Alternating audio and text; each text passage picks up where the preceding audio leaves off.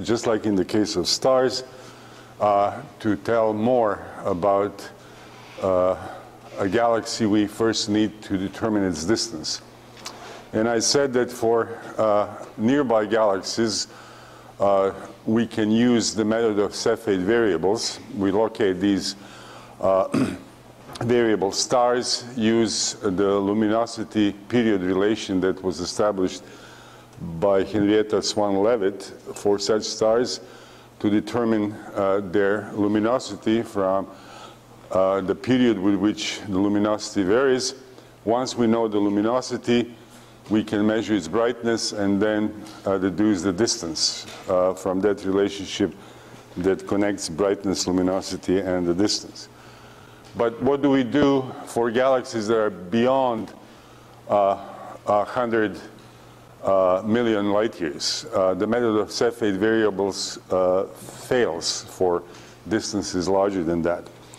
So by observing the globular clusters in nearby galaxies, the astronomers found that the brightest of these globular clusters always have the same luminosity, which is about 1 million times sun's luminosity. Okay, so here is the photograph of a globular cluster. So as I mentioned,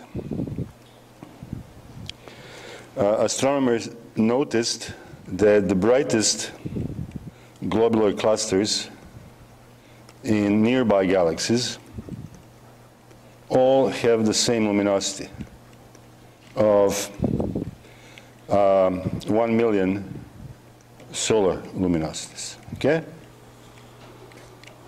So they said, aha, what we should do, we should locate the brightest globular clusters in more distant galaxies and then assume that their luminosity is this much, because that seems to be the rule for bright globular clusters in nearby galaxies.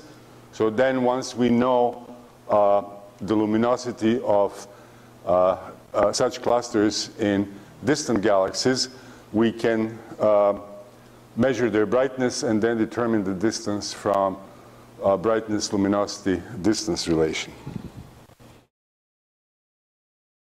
Luminosity is taken to be the luminosity of 1 million solar luminosities, right? Because that's what we find for the brightest globular clusters that are nearby,